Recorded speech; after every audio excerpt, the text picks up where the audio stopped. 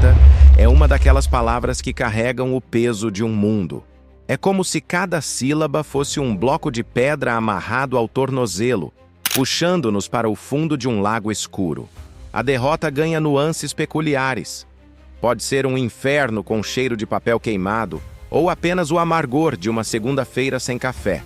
Dante pode ter imaginado círculos de fogo, mas nada se compara à sensação de ouvir um não quando você apostou tudo. O inferno às vezes se parece mais com um escritório iluminado por lâmpadas fluorescentes do que com lava incandescente. A verdade é que todo mundo falha.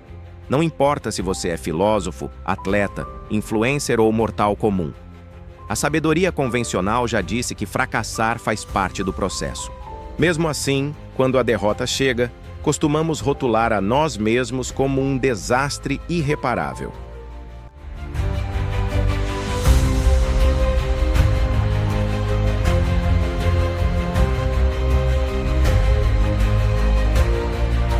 A psicologia lembra que esse pensamento é enganoso. Todos falham em algum momento, e isso não nos transforma em fracassados.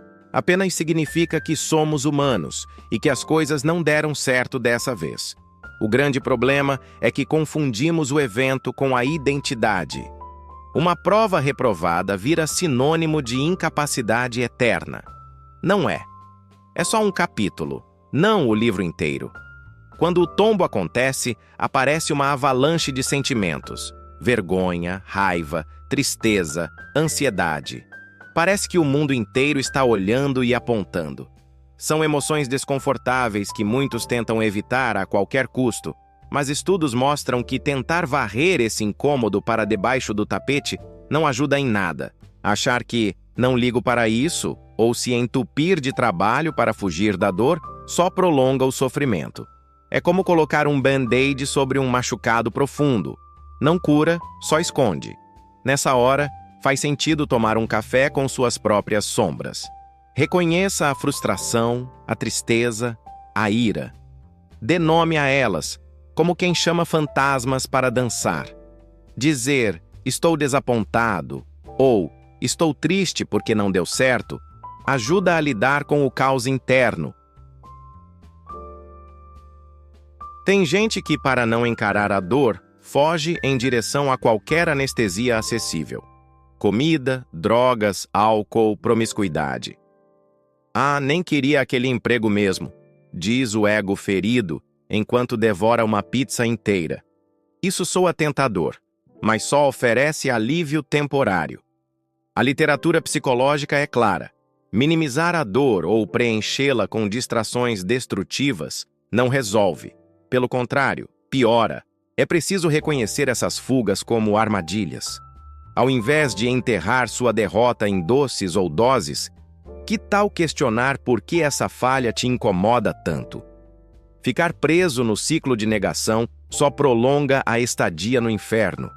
A saída, por incrível que pareça, pode ser simples. Telefone para um amigo e conte o que aconteceu.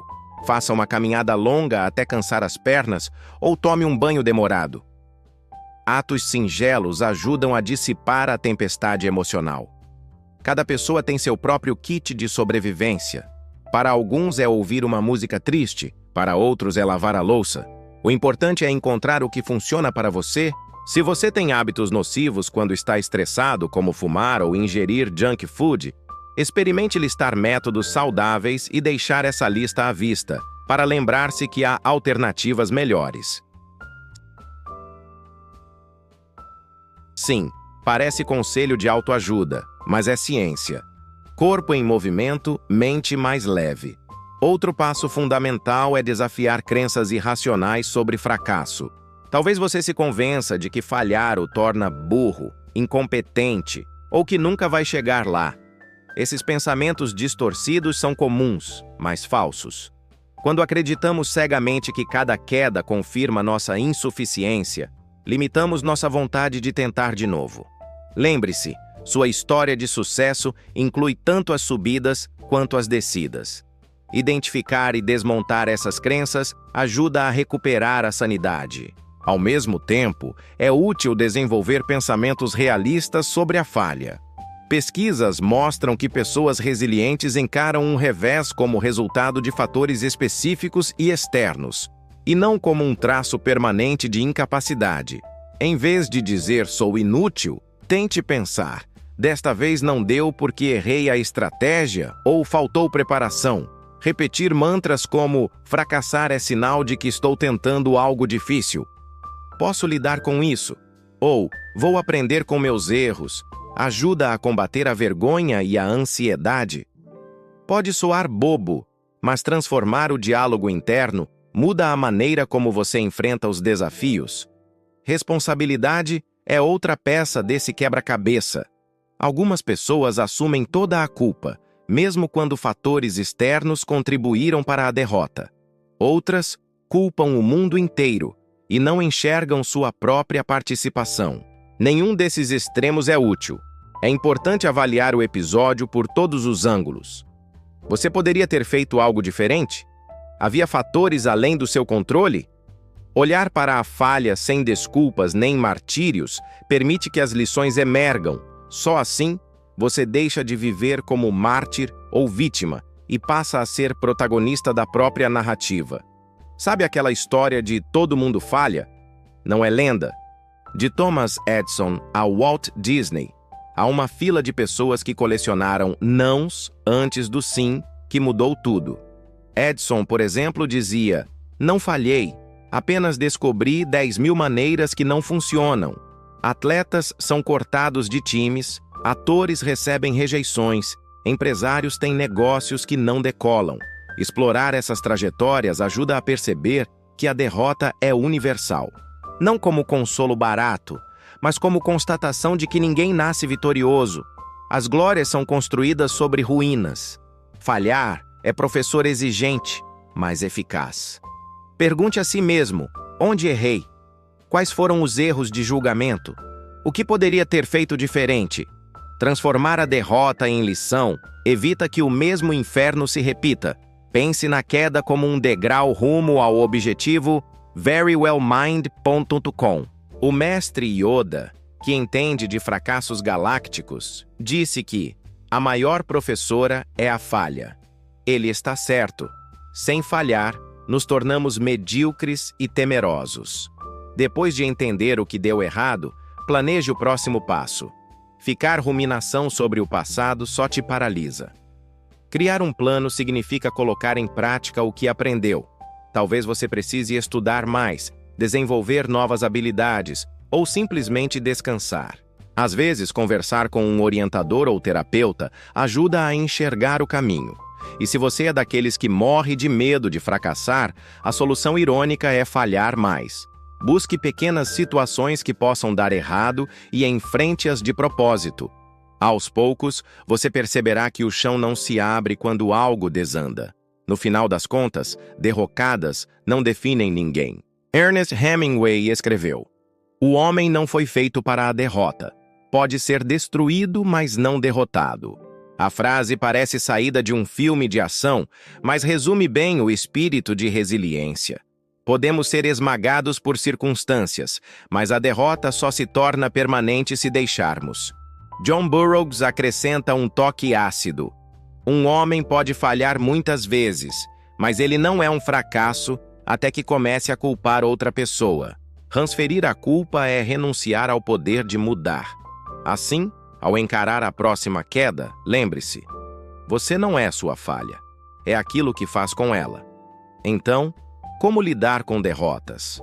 Olhe para o abismo, sim, mas não se jogue. Chame suas emoções para um café, reconheça suas fugas, pratique cuidar de si com pequenos rituais, questione suas crenças, aceite sua parcela de responsabilidade e transforme a dor em plano de ação. E sempre que possível, ria de si mesmo. A autodepreciação irônica é uma vela acesa em meio às sombras de Dina. Afinal, se a vida é um inferno, por que não decorar as paredes com sarcasmo? O mais curioso das derrotas é que elas funcionam como espelhos deformados. Você olha e vê um monstro maior do que realmente existe. Um exame perdido, uma entrevista mal-sucedida, um relacionamento arruinado. Cada uma dessas situações vira na mente um carimbo de inútil gravado na testa. Não é de admirar que tanta gente evite tentar de novo, como se cada fracasso fosse uma prova definitiva de incompetência. Mas o inferno psicológico não está na queda em si, e sim na interpretação que damos a ela. É quando você confunde o tropeço com sentença perpétua que as portas do abismo se abrem. Sartre já dizia que o inferno são os outros, mas muitas vezes o inferno é você mesmo, sentado em silêncio, julgando seus próprios erros com mais crueldade do que qualquer tribunal humano. Aceitar a derrota exige um tipo peculiar de coragem. A coragem de parecer frágil, de dizer, eu falhei, sem anexar um mas, sem culpar o trânsito, o chefe, a crise econômica ou a conjunção astral. A derrota, quando encarada de frente, perde parte do seu veneno. Ernest Hemingway lembrava que o homem pode ser destruído, mas não derrotado. A destruição é inevitável em vários momentos, empregos vão acabar, sonhos vão desmoronar, pessoas vão abandonar você. Mas aceitar a derrota como identidade permanente é escolha. É você quem decide se aquele tombo vai virar pedra fundamental de uma reconstrução ou apenas lápide da sua história. E aqui entra uma ironia. Algumas das pessoas mais lembradas da história são famosas justamente por suas derrotas. Napoleão em Waterloo, Caim rejeitado por Deus, Ícaro derretendo as asas. As falhas criam mitos tanto quanto as vitórias. O fracasso não é apenas ruído, mas parte da melodia. Nietzsche martelou a ideia de que o que não me mata me fortalece. Frase repetida até em tatuagens de academia. Mas há um fundo verdadeiro nela. A derrota expõe nossas ilusões de controle. Força uma revisão interna. Abre espaço para transformação.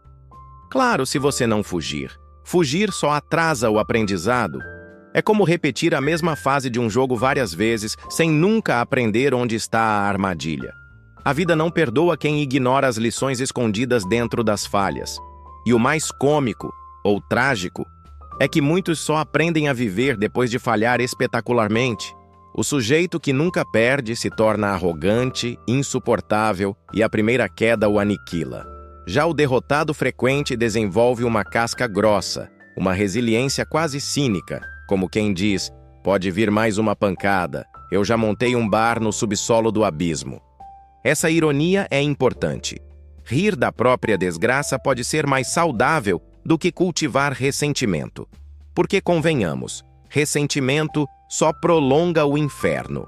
Ele é combustível barato que mantém a chama acesa, mas queima você por dentro.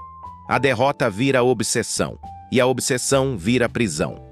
Do ponto de vista psicológico, a saída não é ignorar a dor, mas processá-la. Identificar padrões, entender gatilhos, aceitar responsabilidades sem se afogar nelas. O problema não é errar, é não aprender nada com o erro. Como lembra John Burroughs, um homem pode falhar muitas vezes, mas não é um fracasso até começar a culpar os outros. Culpar é o jeito mais rápido de entregar as chaves do seu destino nas mãos de qualquer um. É como sair do inferno e entregar a senha do portão para o carcereiro. Enquanto isso, dentro de você, a chama da mudança se apaga. Mas há um detalhe incômodo. Aprender com derrotas dá trabalho. É muito mais fácil reclamar, culpar ou desistir. Refletir sobre o que deu errado exige desconforto, exige olhar para dentro, exige admitir que talvez não somos tão especiais quanto pensávamos. Só que é nesse desconforto que a filosofia encontra terreno fértil. Sócrates dizia que a vida não examinada não vale a pena ser vivida. Eu diria, a derrota não examinada está condenada a se repetir. Se você não revisa os erros, não anota as armadilhas, não reconhece sua parte, a vida se encarrega de montar o mesmo cenário mais uma vez. E lá está você tropeçando no mesmo buraco como se fosse a primeira vez. A ironia final é que, com o tempo, algumas derrotas se transformam em bênçãos disfarçadas. Perder aquele emprego abriu espaço para um caminho melhor. Ser rejeitado salvou você de uma relação tóxica. Fracassar em um projeto forçou você a desenvolver habilidades que nunca teria buscado. Mas isso só fica claro olhando pelo retrovisor. No momento da queda, tudo parece tragédia. E talvez seja. Mas tragédias também são arte. O inferno, visto de fora, pode ser poesia. Derrotas são inevitáveis. A questão é se você vai atravessá-las como quem rasteja em desespero ou como quem coleciona cicatrizes com certo orgulho cínico. Porque, no fim, as vitórias são sempre efêmeras, mas as derrotas moldam caráter. É nelas que aprendemos quem realmente somos, sem maquiagem, sem máscara, sem aplauso. E goste ou não, é nesse terreno que Dina caminha.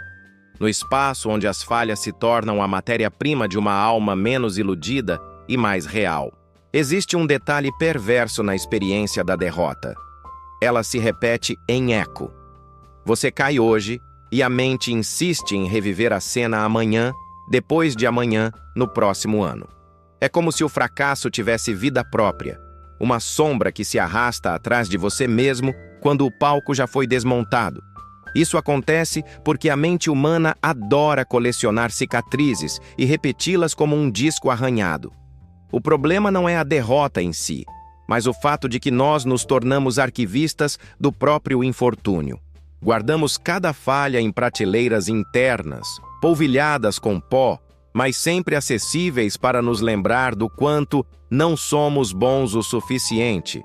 E aí está o inferno, um museu particular de derrotas, visitado diariamente com a mesma devoção de quem acende uma vela a um santo. Só que, neste caso, o santo é o nosso próprio fracasso. A filosofia sugere uma saída: rir do absurdo. Kierkegaard dizia que o desespero é o maior pecado, não porque ofende a Deus, mas porque aprisiona a alma. Rir de si mesmo, mesmo diante da ruína, é uma forma de dizer: não vou adorar o altar da minha queda. Ironia, nesse contexto, não é cinismo vazio, mas uma ferramenta de sobrevivência.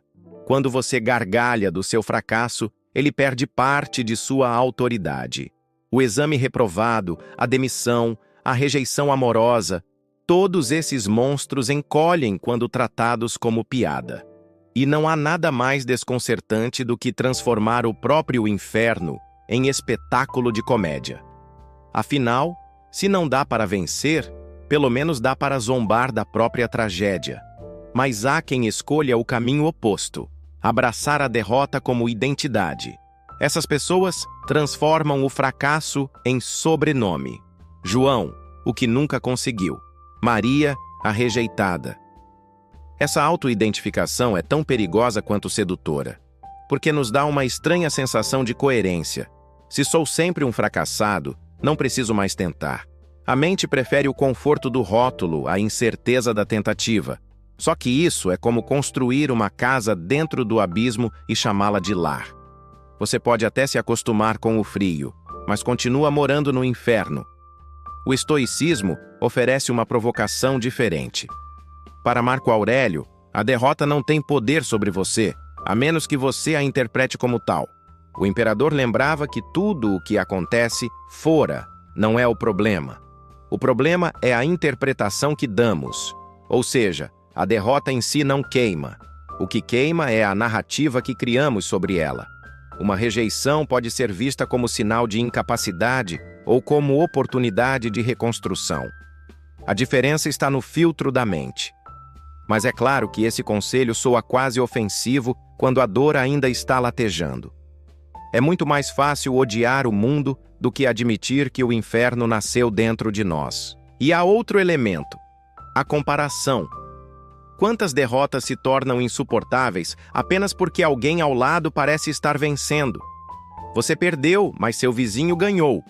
Você falhou, mas a colega conseguiu. E de repente a derrota não é apenas sua, mas um espetáculo público. A inveja é como gasolina jogada no fogo da falha. E aqui está a ironia. Muitas dessas vitórias que você inveja são superficiais, máscaras sociais. Talvez o vizinho que exibe sucesso esteja colecionando derrotas em silêncio. O inferno é democrático, só que alguns sabem disfarçar melhor. Mas a derrota tem uma utilidade secreta. Ela é o melhor detector de ilusões. Enquanto tudo vai bem, acreditamos em nossa invencibilidade, em nossas teorias perfeitas sobre nós mesmos. Só quando tudo desmorona, descobrimos que não éramos tão fortes, tão inteligentes ou tão preparados quanto imaginávamos.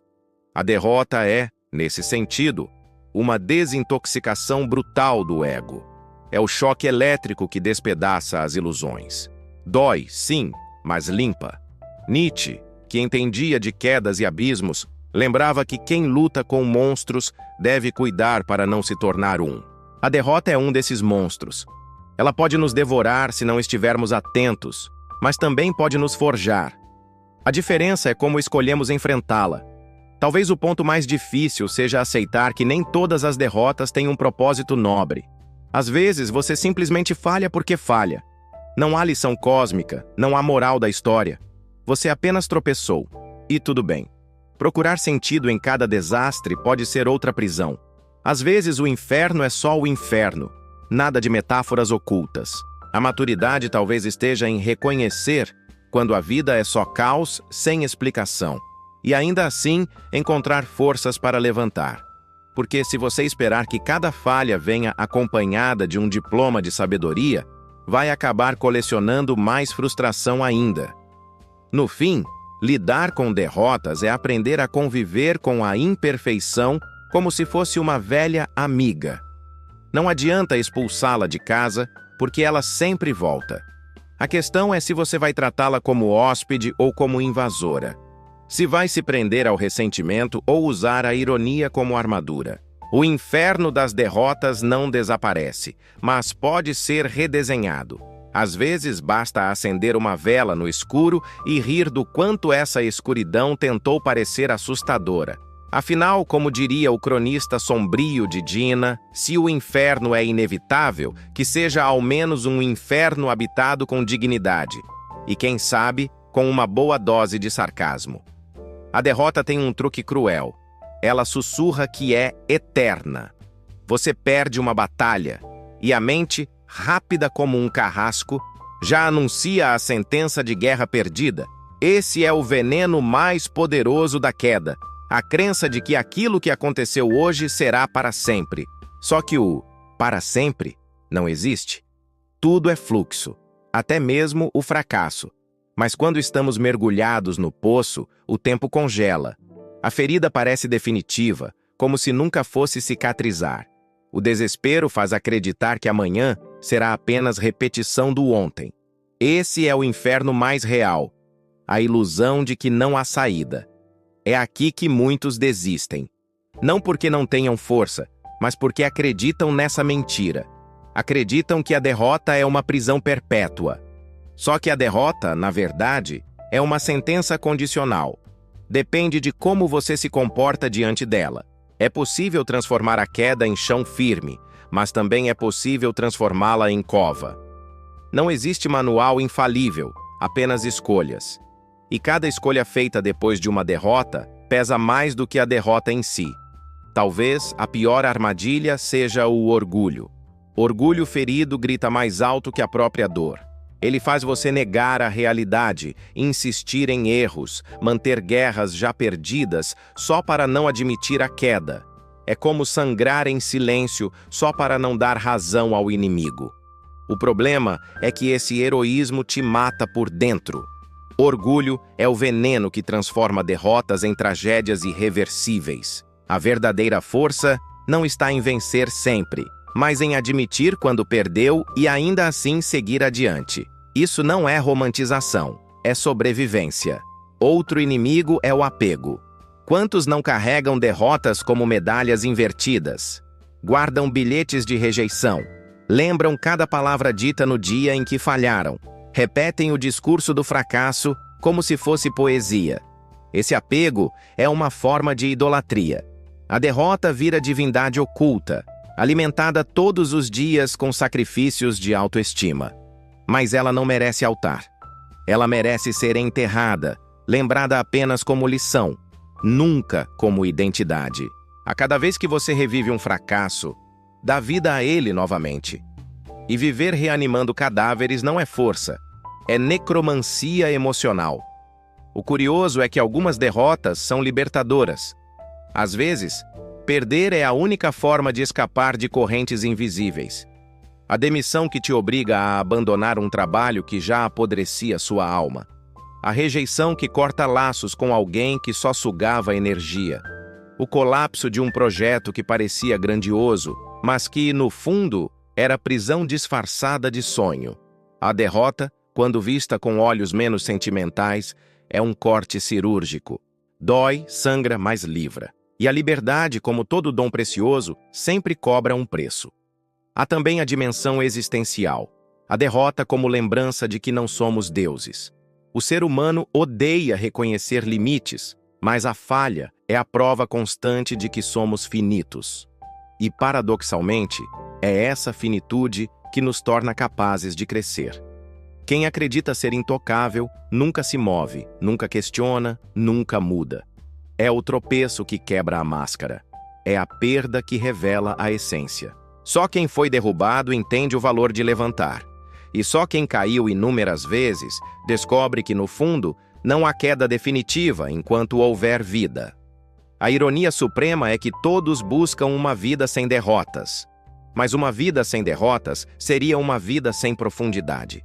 Imagine nunca falhar. Você seria um fantasma que flutua sobre a realidade sem peso, sem atrito, sem forma.